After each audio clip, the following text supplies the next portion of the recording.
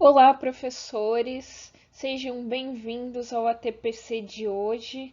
Nós vamos falar sobre aprendizagem colaborativa. Eu sou a Juliana, PCNP de Biologia da Diretoria de Ensino de Mauá.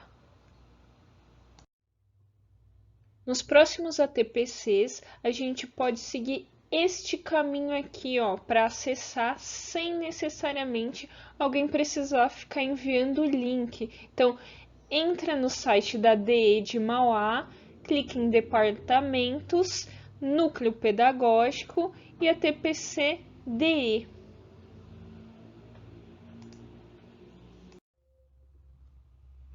Vai direcionar para essa página, você clica em Ciências da Natureza e já estão disponíveis os dois vídeos do dia 7 de maio e do dia 14 de maio. Retomando um pouquinho do que a gente falou na semana passada, eu quero agradecer muito a interação de vocês pelo YouTube. Foram 154 comentários ao todo e foi muito enriquecedor os comentários que vocês fizeram. Muitos professores aí comentando das dificuldades que estão tendo. Em busca dos estudantes que não estão conseguindo chegar a todos, muitos professores falando das dificuldades que ainda tem com o uso da tecnologia ou até mesmo com a questão de internet mesmo, que acaba sendo um ponto bem relevante nesse momento de distanciamento que a gente precisa de uma internet mais robusta, que consiga enviar os arquivos com facilidade, com agilidade, e muitas vezes não é o que a gente tem em casa, né?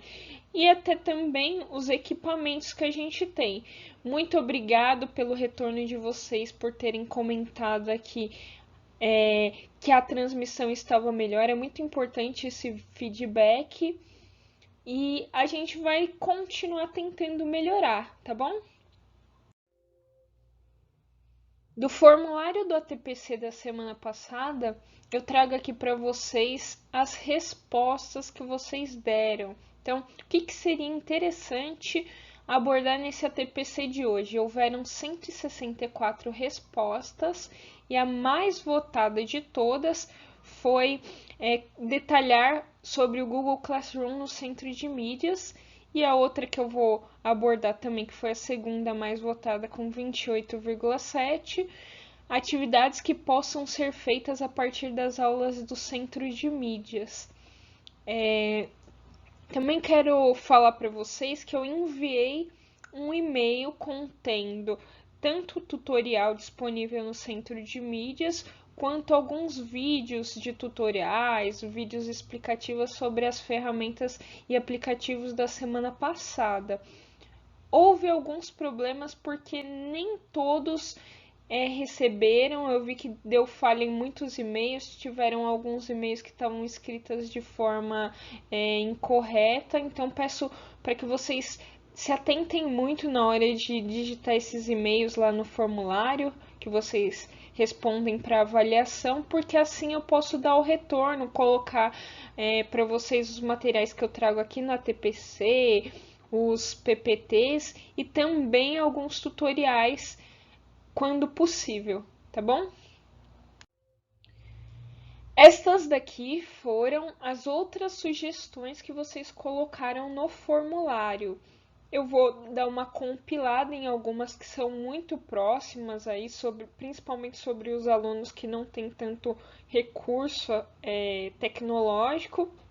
E tem outras também, experimentos, experiências virtuais, diário online, aulas para alunos de educação inclusiva. A gente vai abordar um pouquinho hoje, mas se for necessário, semana que vem a gente aborda novamente orientações detalhadas de informática e internet. Eu não entendi muito bem o que seria, mas creio que seja sobre o upload, sobre velocidade, coisas nesse sentido. O GeoGebra e outros aplicativos, e sobre a pandemia, que continua sendo um tema atual. Então, vou colocar lá no formulário, no final desse vídeo aqui, né, na descrição desse vídeo, para que vocês votem quais vocês acham que são mais interessantes para a gente abordar. Vou passar para vocês dois vídeos. O primeiro do Centro de Mídias, relativo a como conseguir enturmar dentro do Google Classroom, do Centro de Mídias, claro. E o segundo vídeo, agradeço imensamente a professora Mariângela de Química lá do Viscondinho. Ela fez um vídeo para mim mostrando todas as funcionalidades do Google Classroom dentro do Centro de Mídias.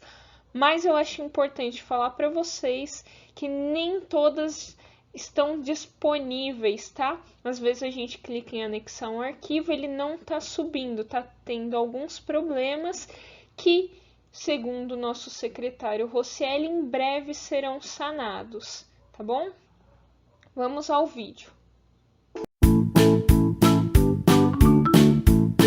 Olá, professores, tudo bem com vocês? Hoje eu vou mostrar como fazer a enturmação no Google Classroom, utilizando a Secretaria Escolar Digital. Primeiro, você clique aqui do lado esquerdo, Centro de Mídias, e selecione Google Classroom. Veja que ele já vai pegar suas informações automaticamente, inclusive das suas escolas. Selecione a escola que você quer fazer o enturmamento, clique em Pesquisar, selecione as turmas. Veja, você pode selecionar todas ao mesmo tempo. Clique em Habilitar Google Classroom. Esse processo pode demorar alguns segundos. Pronto, turmas habilitadas com sucesso. Clique em Fechar. Aqui do lado esquerdo, ele vai mostrar esse Vzinho de verificado. Agora, vamos verificar como que ficou no Google Classroom. Você pode acessar de duas maneiras o Google Classroom. Você pode acessar ele normalmente pelo seu computador ou pelo aplicativo Centro de Mídias de São Paulo. Lembrando que pelo Centro de Mídias de São Paulo, você não paga a sua conexão. A banda é patrocinada caso você esteja usando 4G ou 3G. Você clica aqui em Classroom. Aqui você tem que colocar o seu e-mail @prof, que é o e-mail do Google que aparece lá na Secretaria Escolar Digital. Clique em Próxima. Digite a sua senha. Clique em Próxima. Se for o seu primeiro acesso, você vai ter que aceitar as condições. Pode ler e aceitar.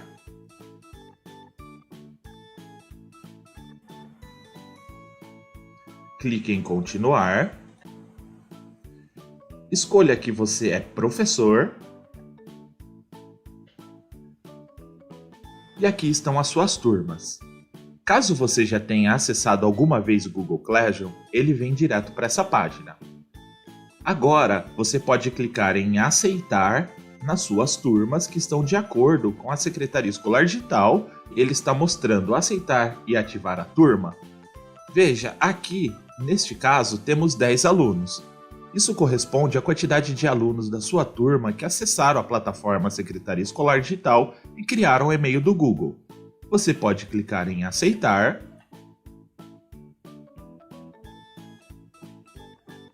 Pronto, neste caso aqui, a turma está criada. Veja que é uma turma de eletiva intercâmbio.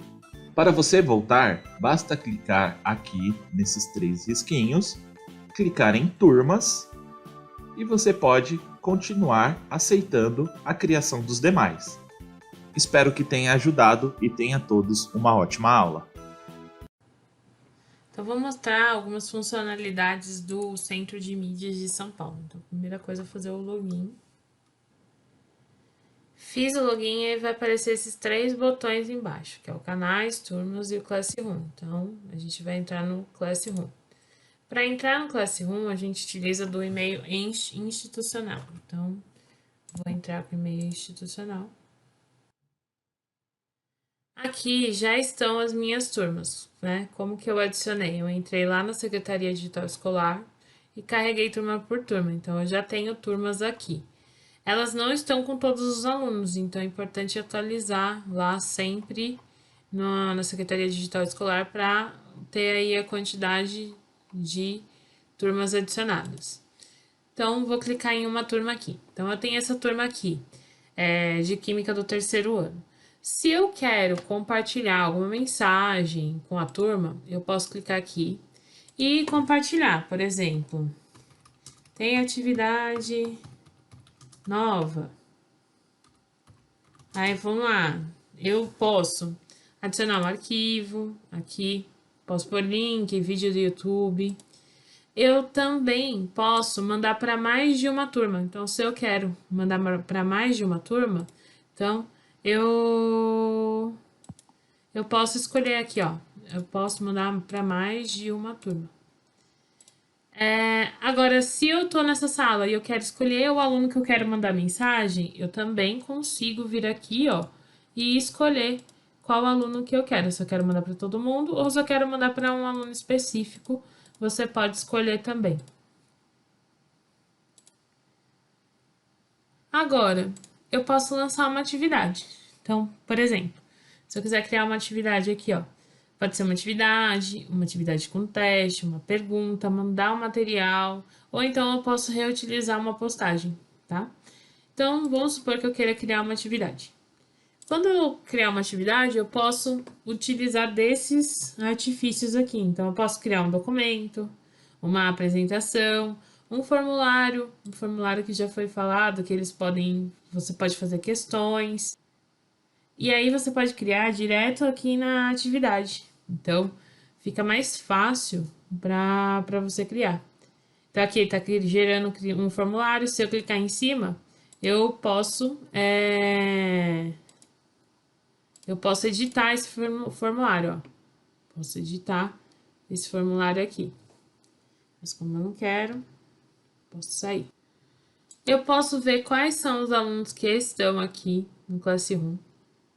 Eu posso adicionar os alunos. Por exemplo, tem um aluno que não está nessa turma. Então, eu posso vir aqui, ó, e adicionar o aluno. Eu pego o e-mail institucional dele, coloco aqui e envio um convite para ele. Eu posso, por exemplo, convidar um professor. Vamos supor que eu queira que o coordenador observe minhas turmas. Então, eu posso pôr e-mail institucional aqui dele e eu posso convidar ele para ele observar aí as atividades que estão sendo feitas.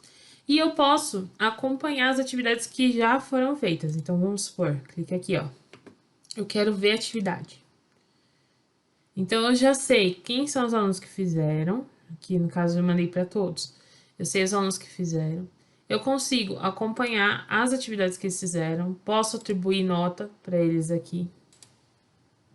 Eu posso classificar por sobrenome, por nome, por status de entregue, não entregue. Eu posso fazer a devolutiva para eles em relação à nota, tá? Então, eu consigo esse tipo de informação. Então, eu consigo acompanhar com os alunos aqui. Se eles mandaram algum arquivo, eu consigo ver também por aqui. Se eu precisar mandar o código para o aluno, eu consigo mandar o código. Então, eu consigo ver o código aqui e mandar para o aluno. Se eu precisar fazer uma reunião no Meet, eu posso tirar aqui, ó, gerar um link para a reunião para os alunos. Então, eu consigo marcar a reunião por aqui. Eu posso mudar o nome da turma. Então, eu posso mudar o nome da turma aqui, ó. Consigo mudar o nome da turma.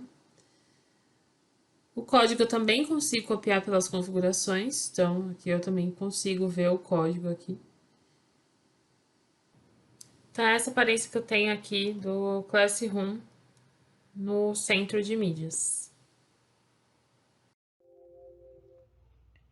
Nosso objetivo com a TPC de hoje é conhecer aí ou rever o que são metodologias ativas e quais são elas, discutir um pouco sobre a aprendizagem colaborativa, fazer uma reflexão sobre a adaptação curricular e explorar as atividades aí que podem ser feitas a partir das aulas do Centro de Mídias.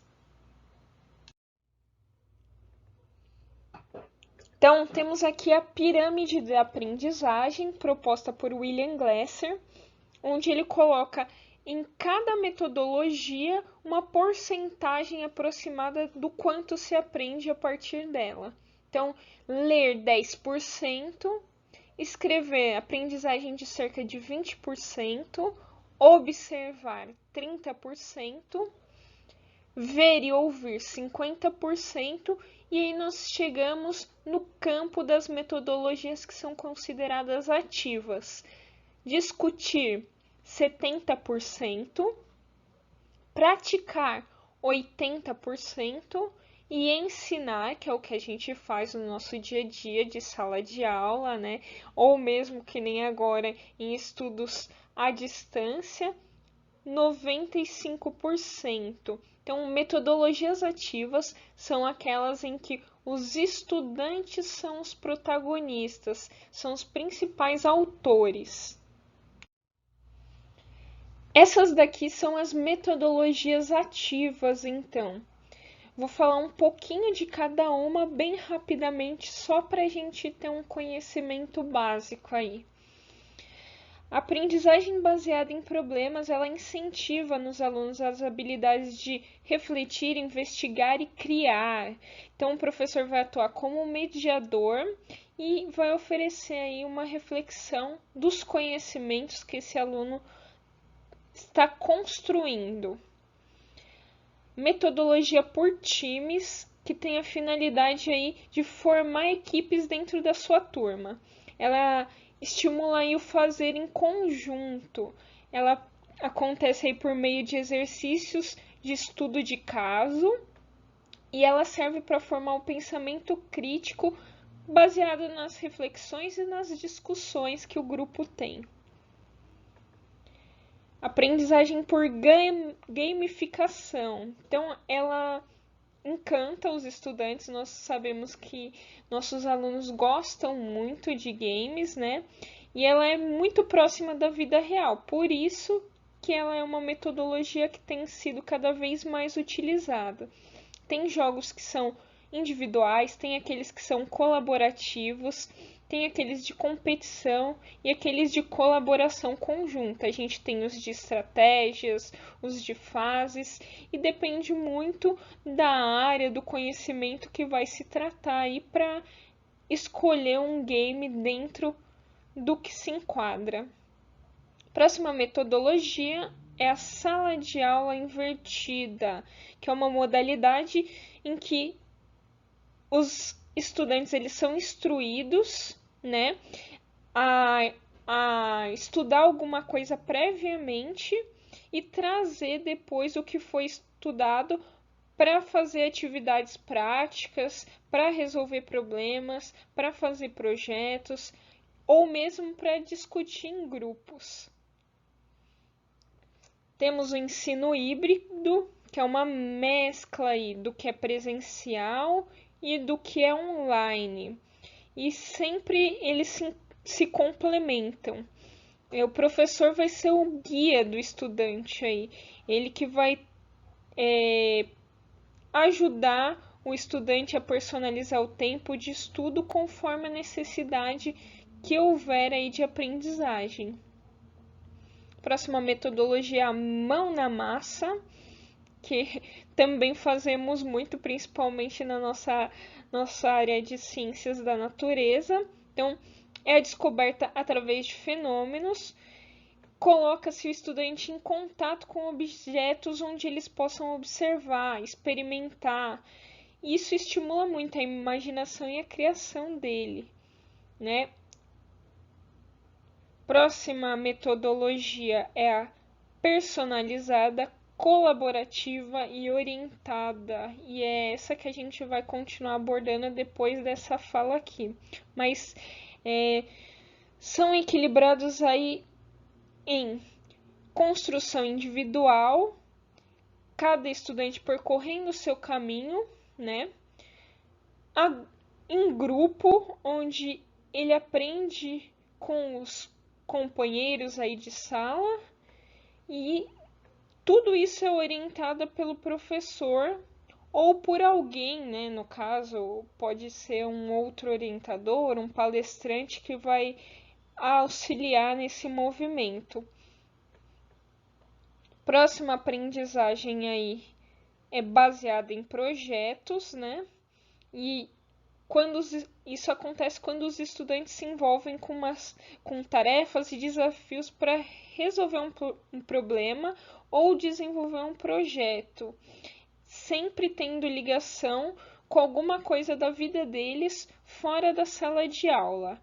E é um processo aí que estimula muito a mudança do estudante, que faz ele se engajar na sociedade, perceber o papel dele e sensibiliza ele para as questões, principalmente sociais, do lugar onde ele vive. Próxima metodologia que nós vamos ver, e a última, é o estudo de caso, onde o estudante faz uma proposta inicial e aí ele procura aí, desenvolver ela, analisar ela, baseada numa experiência que ele tenha ou em alguma coisa fictícia ou adaptada a partir da realidade. Então, ele tem que usar os conhecimentos dele a partir de uma situação aí determinada.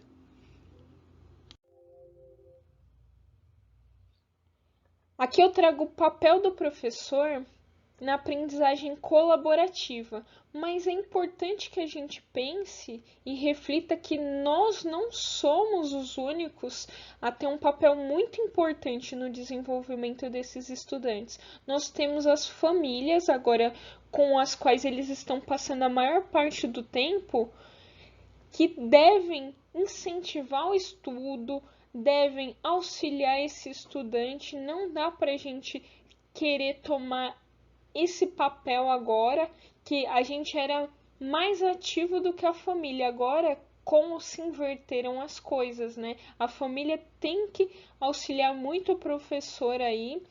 A escola tem que ir numa busca ativa dos alunos que não estão participando aí das atividades. Professor, eu oriento que vocês, se souberem de algum estudante que não está participando, comuniquem à escola, tentem aí, dentro da medida do possível, pedir para que os colegas entrem em contato através das mídias sociais, claro, mantendo o distanciamento social. E é um papel muito importante o nosso conduzir as experiências de aprendizagem dentro daquilo da nossa área que a gente se propõe a fazer. A gente trabalha também como mediador do conhecimento que esses alunos precisam obter, e a gente tem que instigar, oferecer experiências que sejam interessantes para esse aluno. Claro, olha como eu destaquei ali, cabe ao estudante ser protagonista da sua aprendizagem. Então, por mais que nós tentemos aí, busquemos, sempre tendo uma metodologia nova, sempre tentando fazer algo diferente, não adianta se o estudante não se integrar, não ir buscar também. E isso são uma série de fatores que podem influenciar, mas entre eles, claro, a família como um apoio aí. Na aprendizagem colaborativa, o aluno tem muita autonomia para aprender. Ele trabalha aí muito com as competências socioemocionais ligadas à autogestão dele. Ele trabalha com organização, determinação, foco, persistência, responsabilidade, e ele desenvolve a própria aprendizagem interdependente de colegas, de professor, de família, e aí ele cria uma consciência dos seus objetivos, ele acaba desenvolvendo estratégias e agindo de forma diferente através aí do ensino colaborativo. Nós temos habilidades que são ligadas à construção do conhecimento colaborativo. Vamos falar delas aqui, então.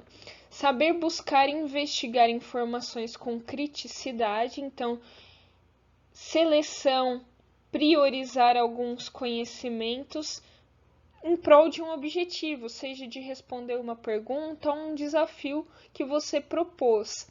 Compreender a informação, então analisar em diferentes níveis aí de complexidade, contextualizar, associar a algum outro conhecimento que ele já tenha.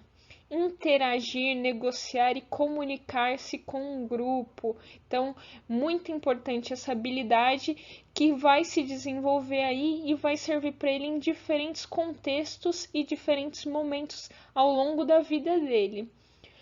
Conviver e agir com inteligência emocional. Então, ele vai identificar e desenvolver atitudes aí que são positivas para essa aprendizagem que é colaborativa. Ter autogestão afetiva. Então, reconhecer as atitudes aí que são interpessoais, né, facilitam a conversação, as interações, e aquelas que dificultam também. Ele vai conseguir ir identificando isso. Ele vai aprender a lidar com as frustrações, com os erros e também ser mais flexível. Tomar decisão individualmente e em grupo, e aí ele vai poder avaliar os pontos negativos e pontos positivos de uma tomada de decisão. Desenvolver a capacidade de liderança que eles podem ter e resolver problemas, executando aí um projeto, uma ação ou mesmo propondo uma solução a um determinado problema. Professores, nesse momento do nosso ATPC, eu vou trazer aqui para vocês a professora Alexandra. Ela é PCNP de Educação Especial aqui na nossa DE de Mauá e ela vai falar um pouquinho para a gente sobre adaptação curricular. Muito obrigada pela presença, Pro. Aí cheguei. Olá, boa tarde. Muito obrigada. Obrigada, professora Juliana. Obrigada pelo convite. Estou aqui. Gostaria de contribuir um pouquinho com vocês, professores de sala regular, porque, assim, quando a gente fala de educação especial, gera uma polêmica, gera muitas dúvidas, mas, assim, algo tranquilo. Eu vou explorar com vocês algum material que eu preparei para todos vocês. Espero contribuir um pouco na prática de cada um dentro da sala de aula. É uma parceria de um ATPC colaborativo que eu estou realizando junto com a professora Juliana. Olha, deixa eu só compartilhar minha tela com vocês. Um minuto. Estou abrindo aqui. Pronto, professores, aqui. Então, a gente vai falar das adaptações curriculares dentro das ciências da natureza. Qual é o objetivo que eu encontrei da educação especial nessa parceria com vocês, professores? Bom, primeiro, é para garantir a continuidade da aprendizagem dos alunos público-alvo da educação especial. Vou apresentar também um pouquinho das legislações que regem a necessidade de acesso e permanência do aluno público-alvo da educação especial na escola, orientar os procedimentos para curricular, para adaptação do currículo. Então, é direito da criança. Por que esse aluno autista que faz bagunça, que grita, que bate no amigo, por que ele está dentro da minha sala de aula? Professor, ele tem direito. A legislação prevê a presença dessas crianças dentro da sala de aula. E assim, nesse momento, em todos os momentos, a gente precisa ter um pouco de empatia. A gente precisa pensar um pouco no próximo, sabe? Deixar de pensar só, ele me atrapalha. Não, ele é uma criança, ele tem alguns problemas, tem necessidades educacionais especiais. Então, vamos ter um pouco de empatia. e eu vou procurar, no que for possível, fazer uma ligação entre professor da sala regular com professores da sala de recurso. Se essas crianças têm laudo, o professor de educação especial, ele já faz visita nas suas escolas. É certeza, pode ser que você não o conheça, mas ele faz. Então, se você tem alguma dúvida de como trabalhar qualquer determinado conteúdo com o seu aluno de educação especial, você pode procurar o seu coordenador da unidade de ensino que você estiver. Ele vai ter o contato do professor de educação especial, da sala de recursos que esse aluno pertence. Entre em contato, procura o professor, ele é especialista, ele vai poder te ajudar. Agora, deixa eu só passar aqui. Olha, aí, eu só deixei um recadinho, olha, a educação inclusiva é um privilégio, gente, é privilégio, não é obrigação, de conviver com as diferenças. Segundo Mantuan, inclusão significa interagir com as diferenças nos mais variados aspectos, social, econômico, religioso, racial, físico, emocional, intelectual, político e etc. Aqui é interagir. Não é só você que tem a oferecer, professor, esse aluno também tem a te oferecer muitas coisas. É estar aberto ao novo, é estar aberto a ouvir um pouquinho dessas crianças.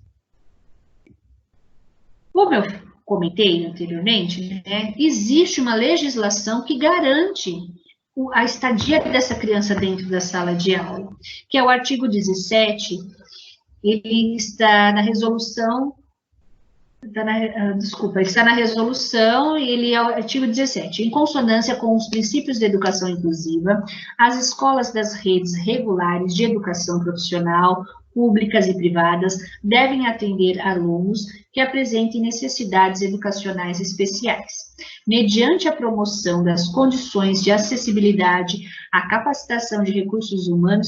Aí vem, ó, a flexibilização e adaptação do currículo e o encaminhamento para o trabalho, contando para tal com a colaboração do setor responsável, só um minutinho, responsável pelo respectivo sistema de ensino. Então, professor, não é só é só o Estado que tem inclusão. Não, não é só o Estado. Esse aluno, ele está resguardado tanto no Estado, quanto na prefeitura, quanto nas escolas particulares. Todas as escolas, elas têm e devem atender crianças com necessidades especiais. É lei, está resguardado. E aí, gente, a flexibilização e adaptação do currículo, ela se faz necessária em qualquer setor, ou público ou privado. Como eu vou falar de adaptação curricular se eu não falar primeiro de currículo? Então, antes de eu explanar um pouquinho sobre o que é adaptação curricular, o nosso norte, o primeiro ponto, você, professora, tem que ter muito claro na sua cabeça, é qual é o seu currículo. Se você sabe qual é o seu currículo, qual é o seu norte, a partir daí você consegue fazer a sua adaptação curricular. Então, ó, currículo, orientação básica para o trabalho do professor em sala de aula, com o objetivo de fornecer uma base comum de conhecimentos e competências. Então, professor, você vai trabalhar com o seu aluno um determinado conteúdo. Dentro daquele conteúdo, você vai fazer uma pequena adaptação para o seu aluno. Então, não adianta correr na internet e pegar qualquer atividade ou dar simplesmente uma folha de desenho, uma folha de papel em branco para essa criança pintar. Não é esse o objetivo da educação especial. Não é isso que a lei resguarda essa criança. Adaptação curricular, ações que visam promover o desenvolvimento e aprendizagem dos alunos. É o conjunto de modificações feitas no currículo regular em aspectos como objetivo, conteúdo, metodologia, atividades, avaliação, para atender às dificuldades dos alunos no princípio da individualização. Então, vamos lá. Professora, você tem, concordo, você tem aula no sexto, no sétimo, no oitavo, no médio, você tem inúmeros alunos, mas em determinado momento você para e faz assim, bom, eu vou fazer o meu planejamento para dar aula no 7º ano. Dentro desse planejamento, eu vou dizer de uma forma mais simples, para que possa ser entendido. Você pega um pedacinho, um pequeno pedaço, e aí você tem que ter claro qual é o objetivo que você quer atingir com aquele aluno. Tem outros que também vão dizer assim para mim: ah, professora, eu tenho um aluno no 1º ano do ensino médio, mas ele não lê, ele não escreve, ele não faz nada. Espera aí. Para começar, professora, a gente tem que valorizar o que a criança sabe. O que ela não sabe, todo mundo já sabe. A escola, ela já está ali na escola há muitos anos, por se ela chegou no 1º ano do ensino médio, ela passou pela escola a vida inteira. Então, o que ela sabe? Isso que eu vou priorizar. Ela sabe falar? Ela sabe recortar? Ela sabe andar? Ela tem movimentos? Então, pronto. Pensa por esse ponto do meu currículo, eu estou fazendo o meu planejamento para o 7º ano. Se dentro do seu conteúdo, uma pequena parte você vai tirar para falar com essa criança de educação especial. Não é o todo, é apenas um pedacinho. Aí eu explanei um pouquinho mais, ó, são possibilidades educacionais que auxiliam os professores e fazem o currículo regular um programa flexível, dinâmico e adequado às peculiaridades dos alunos. Aí, ó, muito importante, as adaptações curriculares, elas devem ser norteadas pelas competências do aluno e não pela sua deficiência. Elas implicam um planejamento pedagógico e ações docentes fundamentadas em critérios que definam formas de organização de ensino, dando maior eficiência ao processo de aprendizagem. Então, professora, como eu falei, o principal, e eu vou te dizer uma coisa, você já faz adaptação curricular na sua sala, pode ter certeza. Você talvez não se dê conta e não faça o registro no seu diário, mas vocês fazem, eu tenho certeza. Vamos supor, eu não vou falar de uma área específica, porque, assim, ciências da natureza, ela abrange vários professores, né? Então, na sua sala de aula, você está explicando um determinado conteúdo. Você pega, escreve na lousa o que você precisa e fala. Aí tem aquele aluno que levanta a mão e fala: professora, eu não entendi. Aí você, professora, pega e fala de uma outra forma, com outra linguagem, pega um filme, pega um desenho, faz uma comparação. E aí esse aluno: ah, professora, agora eu entendi. O que você fez? Adaptação curricular, porque você pegou aquele currículo, aquela sua explicação, aquela sua aula expositiva, que não estava entendendo 2, 3 das salas, e você falou de uma outra forma, você fez uma ligação, você falou de um filme, de um desenho, na onde a criança conseguiu chegar até lá. Pronto, não foi uma adaptação? Foi. Então, se você faz isso com os seus alunos ditos normais, com de inclusão é a mesma coisa. De repente, ele não entendeu, vamos supor, as salas de aulas, elas são muito mistas. A gente tem autista, a gente tem deficiente intelectual, a gente tem síndrome de Down, tem diversos alunos. O que eu preciso ter claro, eu, professor, o que eu preciso ter claro para fazer uma adaptação para essa criança, para poder explicar de uma forma resumida o meu conteúdo, é assim, o que tem que ser, isso sempre você tem que fazer e guardar na sua cabeça. O que o aluno deve aprender? Como e quando esse aluno vai aprender? Como e quando avaliar o meu aluno? Avaliar o meu aluno, aí também é específico. Por quê? Eu estou dizendo para você que você tem o 7º, tem o 8º, tem o 1º. Quando você planeja a sua aula para o 1º ano do ensino médio, você planejou sua aula, está ali o seu conteúdo, você vai pegar uma pequena parte para trabalhar aquele aluno. Por exemplo, vamos lá, você está falando de matemática. Eu sei que vocês não são especialistas em matemática, só para exemplificar, tá? Matemática, o professor está fazendo uma expressão numérica enorme, lá, na equação de segundo grau, a criança está toda perdida. Só que dentro daquela equação, existe ali uma soma, existe 2 números que vão ser somados. Pronto, então, dá expressão para todos os alunos e para aquele aluno com necessidades especiais, crianças com deficiência, você pega só 2 números e a soma daqueles 2 números. Você não está fugindo do seu conteúdo, porque a expressão inteira está na lousa e você pegou apenas 2 números. E também, outra coisa, não infantiliza. Se você colocou na lousa lá, expressão numérica enorme, e pegou apenas 2 números para explorar, o 2 mais 4.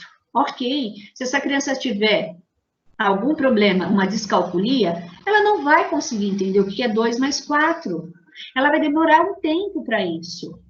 Mas aí, dentro desses 2 mais 4, você deixa essa criança pensar, deixa essa criança processar essa informação, não infantiliza, por exemplo, olha, tenho 2 patinhos, com 3 patinhos, quantos patinhos? Não, por favor, se eu estou falando de um ensino médio, a linguagem que você fala com esses alunos, com os demais, você fala com o seu aluno, não infantiliza.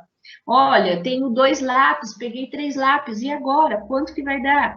Deixa ele calcular, deixa ele pensar, não precisa expor para toda a sala. Fala baixo, fala somente com aquele aluno, mas é simples, é só um pouco de paciência com essas crianças, elas têm o direito. E assim, a gente precisa ter esse olhar. Aí agora, vamos supor, você fala assim para mim, não, professora, mas o que eu posso fazer com esse aluno? Então, sempre dentro do seu currículo, você vai pegar uma pequena parte e adaptar para essa criança. Não é chegar na sala de aula sem objetivo, sem um preparo, pegar uma folha de sulfite e dar para ela fazer. Não. Se de repente não é proibido lhe entregar uma folha de sulfite para pintar. Não, você pode, sem problemas, desde que você tenha um objetivo. Olha, o meu objetivo é que a criança faça um desenho específico aqui da célula tal. Ok? Você tem um objetivo, você apresentou o desenho de uma outra forma para ela, agora ela vai reproduzir. É uma outra história, você tem que ser muito claro quais são os seus objetivos. E aí você tem dificuldade, mesmo assim, olha, eu não sei o que fazer, essa criança pode fazer, o que ela pode... Como eu falei, vamos voltar no coordenador, o coordenador vai entrar em contato com o professor da sala de recursos, o professor da sala de recursos vai te dar todas as orientações possíveis e necessárias. Bom, então, deixa eu só dar uma fechada. Peraí, gente, só um minutinho.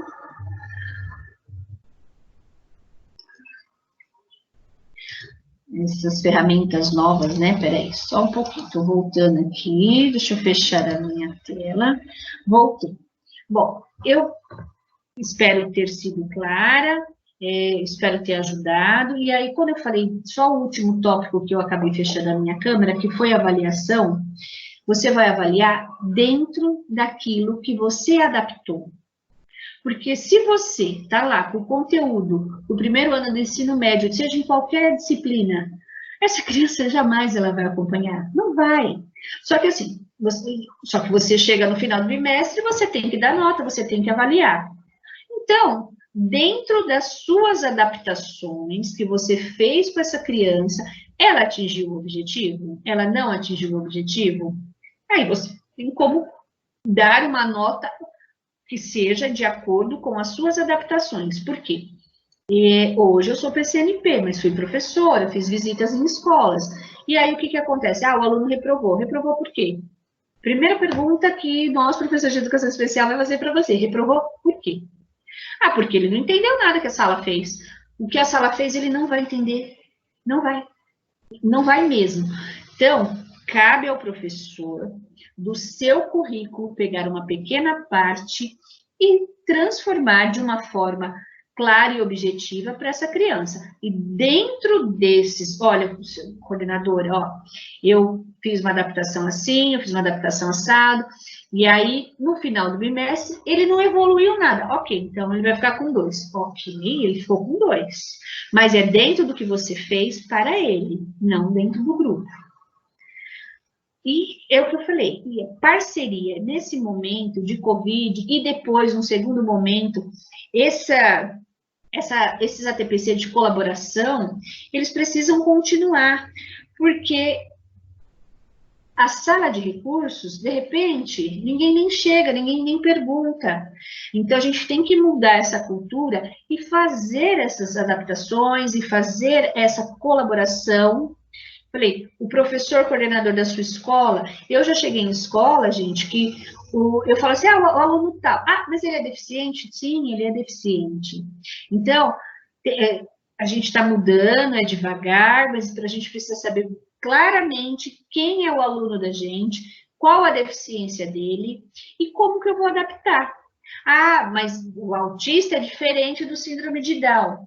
Ótimo, vamos pedir ajuda aos professores de sala de recursos. Professor de sala de recursos, esse aluno tem laudo e ele tem um professor especialista responsável por ele. Então, é aí que entra essa troca da escola com vocês, professores. Agradeço minha participação. Muito obrigada, professora Juliana, pelo convite. Não vou ficar estendendo muito, espero ter sido clara e ter colaborado um pouco para esclarecer algumas dúvidas com vocês. Muito obrigada, uma boa tarde a todos. Ale, muito obrigada. Espero que vocês tenham gostado da participação. Acho que contribuiu muito, vai contribuir muito para as nossas discussões, tá bom? Agradeço muito. Tchau, obrigada, gente, tchau. Então, como último assunto do nosso ATPC de hoje, eu trago aqui as atividades que podem aí ser feitas a partir das aulas do Centro de Mídia. Eu trouxe uma aula específica sobre misturas e onde que eu encontro a programação.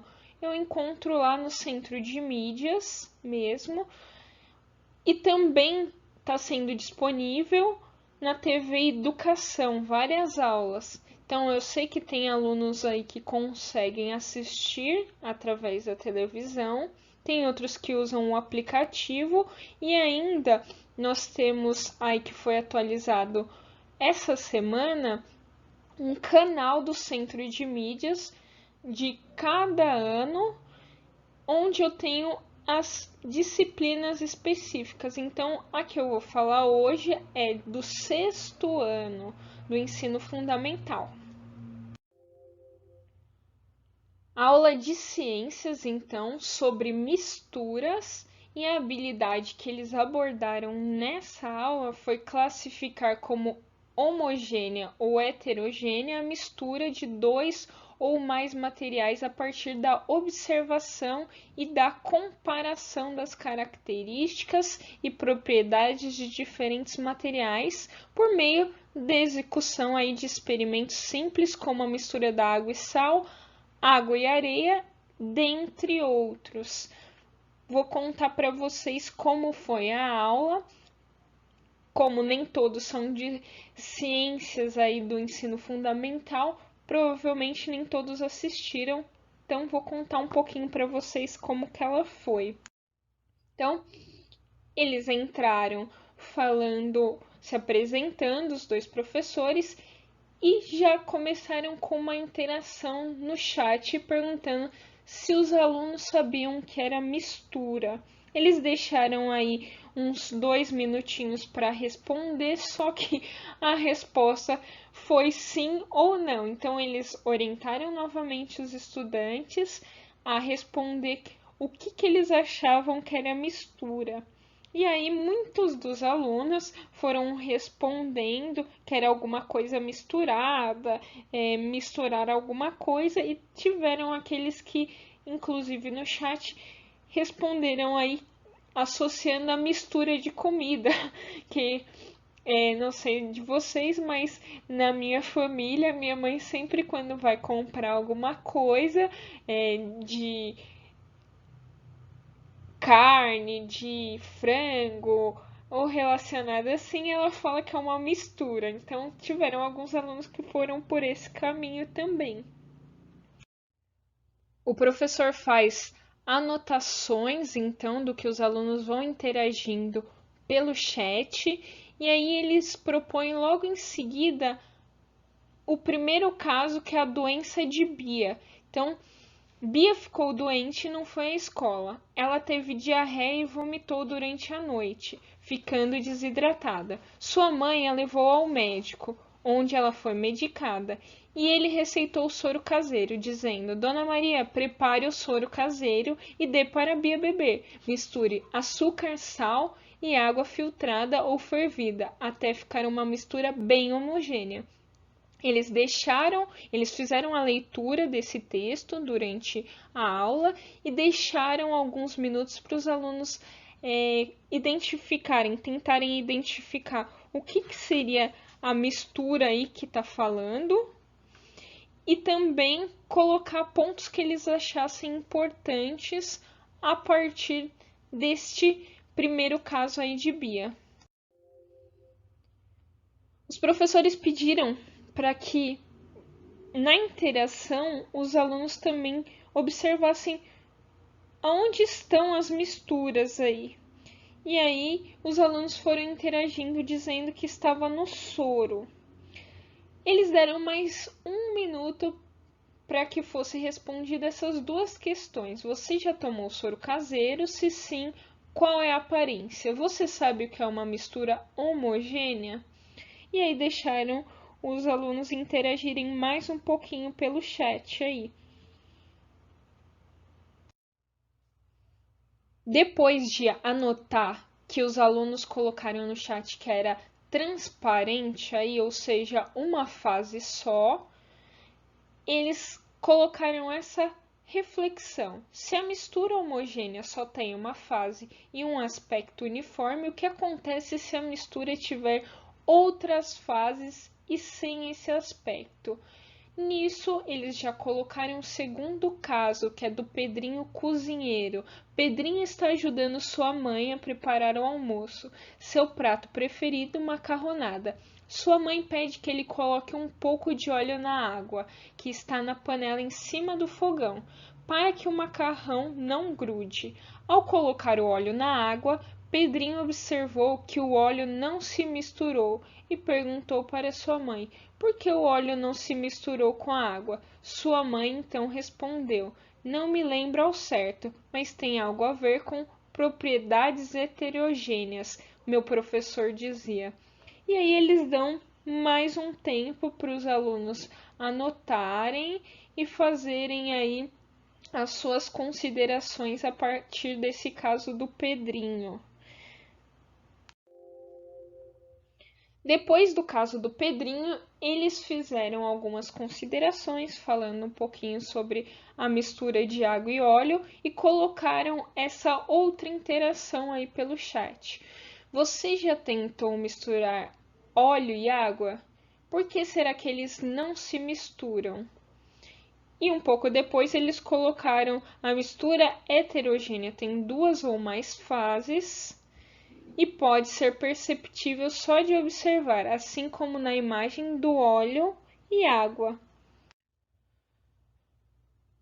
Durante a aula, eles pedem para os alunos fazerem o experimento da água e do óleo e também propõem fazer a experiência do café e envolvendo aí a temperatura, né, da água, se é água quente ou se é água fria e como isso pode mudar no resultado final. Eles finalizam essa aula colocando aí para os estudantes: uma mistura homogênea é simplesmente uma mistura com aspecto uniforme em toda sua composição e possui uma fase, e que uma mistura heterogênea é aquela que apresenta mais de uma fase.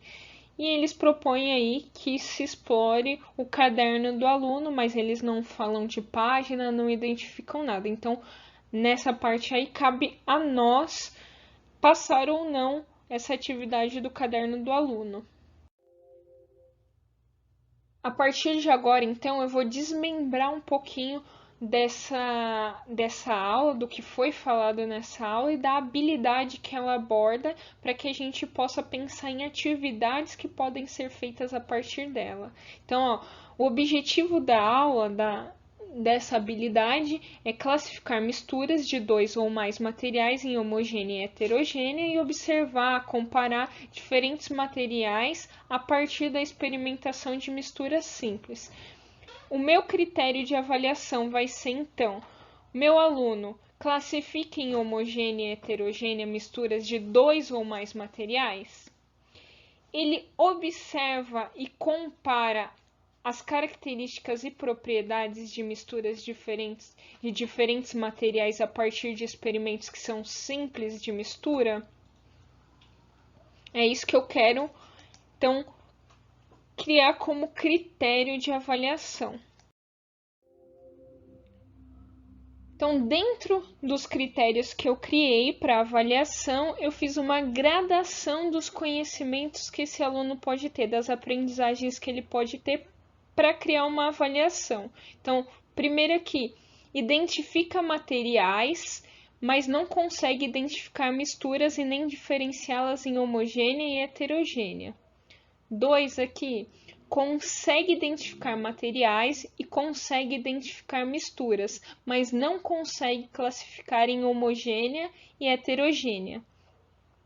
3, consegue identificar materiais e consegue identificar misturas, mas nem sempre ele diferencia corretamente em homogênea e heterogênea.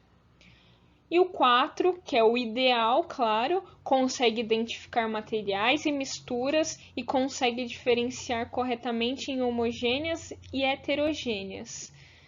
Dentro do segundo critério que eu vi aí, observa características, mas não identifica propriedades e não faz comparações de diferentes materiais. 2. Observa características e propriedades, porém não consegue fazer as comparações aí dos diferentes materiais. 3. Observa características e propriedades, mas nem sempre consegue fazer corretamente essas comparações entre os diferentes materiais. E o 4, que é o ideal novamente, observa características e propriedades e faz corretamente comparação de diferentes materiais.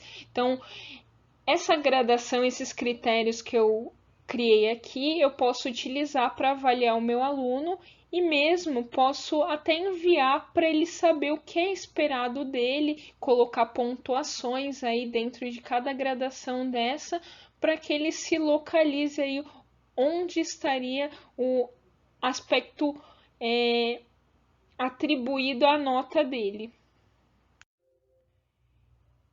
Eu criei essa carta aqui ao aluno e ao responsável somente para mostrar como seria uma comunicação que a gente poderia fazer com os nossos estudantes e os responsáveis dele. Então, caro estudante e familiares, é imprescindível nossa parceria nesse momento de ensino não presencial. Precisamos que você, estudante, se esforce para nos auxiliar no desenvolvimento de sua aprendizagem. E necessitamos que vocês, familiares e responsáveis, se empenhem para criar um ambiente adequado para que elas ocorram, bem como incentivem e colaborem sempre que possível. Aí eu coloquei assim, para essa semana, propomos que você assista a aula no Centro de Mídias, aí pode ser TV Educação, você conhece o seu aluno, você sabe se está conseguindo chegar a ele aí através da TV Educação, através do celular, ou se ele consegue ter acesso a um computador ou não para assistir essa aula. Então, aí você pode disponibilizar tanto o link no YouTube das aulas que estão havendo, lembrando que elas estão organizadas agora por disciplinas dentro dos anos, ou você pode entrar na programação do Centro de Mídia e colocar o dia e o horário que vai ter a aula de ciências. E aí eu coloquei aqui, que faça as anotações sobre a aula no seu caderno de ciências. Aí eu coloquei entre aspas, claro, química, biologia, física, porque vai depender da matéria de cada um, claro, para que possamos desenvolver a atividade que será proposta. Então, você pode também se disponibilizar aí para esclarecer as dúvidas. Eu sei através da nossa última interação ali pelo YouTube, que muitos professores estão usando o WhatsApp, o Google Sala de Aula, ou mesmo para aqueles que não estão conseguindo chegar de forma tão contundente assim ao aluno, via escola, um comunicado, uma carta, aí o pai combina, né, com o coordenador ou quem estiver na escola de passar uma vez por semana para buscar essas atividades.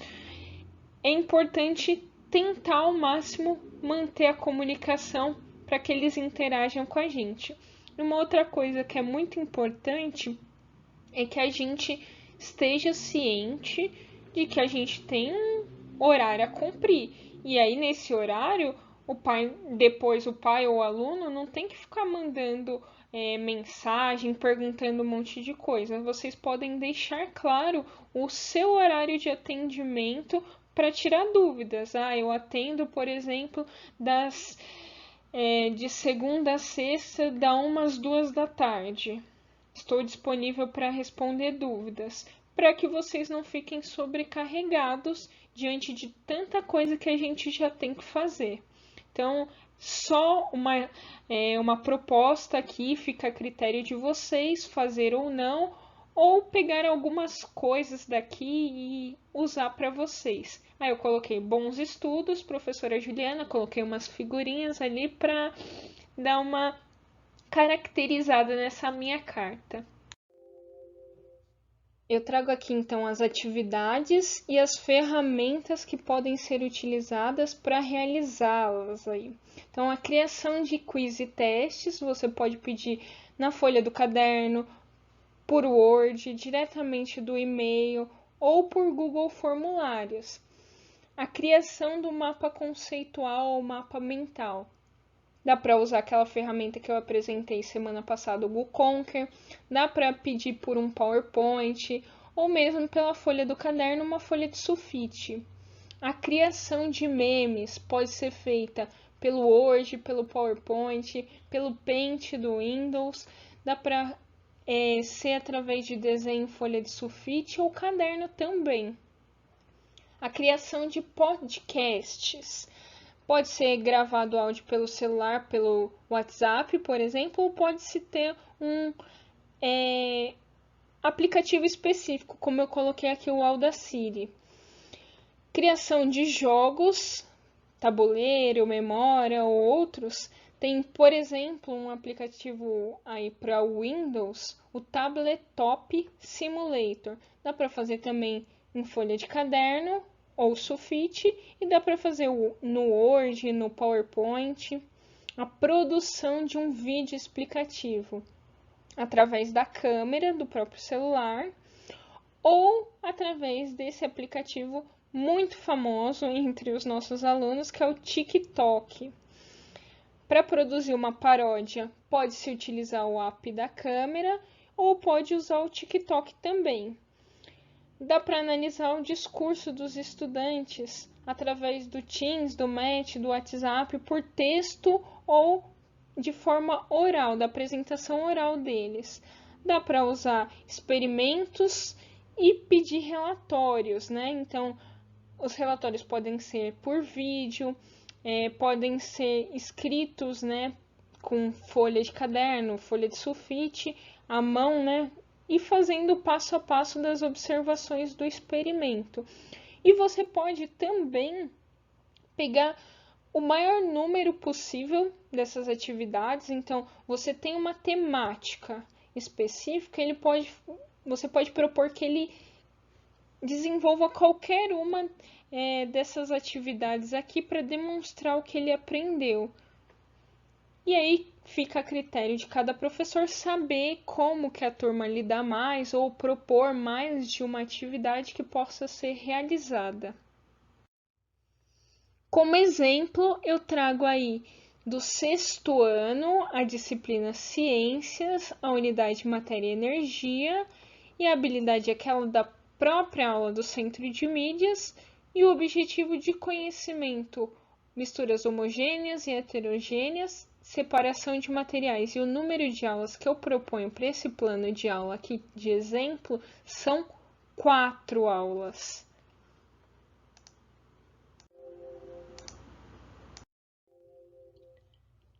A atividade que eu proponho aqui para vocês, então, é quiz e criação de testes. As ferramentas que são possíveis de ser utilizadas são as folhas do caderno, o Word, digitar aí diretamente no e-mail, através do Google Formulários também dá para fazer. Qual é o objetivo dessa atividade? É que os alunos desenvolvam aí as questões de forma clara que possam ser disponibilizadas para outros alunos, né? Estimulando aí neles a memorização de forma lúdica, promover revisão, análise e compreensão do conteúdo para quem formula as questões, principalmente. O desenvolvimento se dá nessas etapas aí. Propor a atividade, indique a aprendizagem que você espera alcançar e mostra o objetivo, que no caso é esse daqui do lado, de desenvolver as questões. A segunda etapa, disponibilizar um modelo para que o aluno possa se basear. Claro que você conhece o seu aluno e você sabe se tem ou não necessidade dessa parte específica. 3, se possível, tá? A gente sabe que nem sempre está sendo possível porque a gente tem a dificuldade da interação aí, da devolutiva, mas corrigir essas questões e dar sugestões para que ele melhore elas. Dá também para você fazer, solicitar que o aluno coloque algumas questões que ele ache de nível difícil, de nível médio ou de nível fácil dentro das questões que ele vai elaborar. Um número X de questões, tantas tem que ser de cada dessas etapas, de cada uma dessas etapas. A etapa 4 é jogo, então disponibilizar essas questões para outros estudantes e até possibilita aí que eles avaliem a qualidade das perguntas uns dos outros e não precisa colocar nome nas questões, né? É só disponibilizar e fazer com que eles respondam. A etapa 5 é a correção e o feedback, então dá um retorno aí para esse estudante. Como que você pode avaliar? Claro, a partir daqueles critérios das habilidades. Pode se propor também aí para o aluno ele fazer uma autoavaliação e considerar dentro da sua avaliação. Dá para considerar o nível das perguntas, né? Claro que se você propôs um determinado número de perguntas difíceis, fáceis ou de nível médio. Ou também considerar a opinião dos outros estudantes, pedindo para eles avaliarem o nível de dificuldade, o que ele achou do desenvolvimento dessas questões. Muito obrigado por ter assistido esse ATPC. Por favor, aqui na descrição do vídeo tem o formulário, preencha, avalie aí esse ATPC de hoje, sugira coisas que a gente possa trazer para os próximos ATPCs. E muito, muito obrigado. Quero compartilhar com vocês que ainda estou com dificuldades com o uso da tecnologia, mas com a prática está se tornando mais fácil. Compartilha comigo aí o que você está achando do ATPC, se com essa ferramenta aqui, através diretamente do YouTube, está sendo funcional, o que você está achando?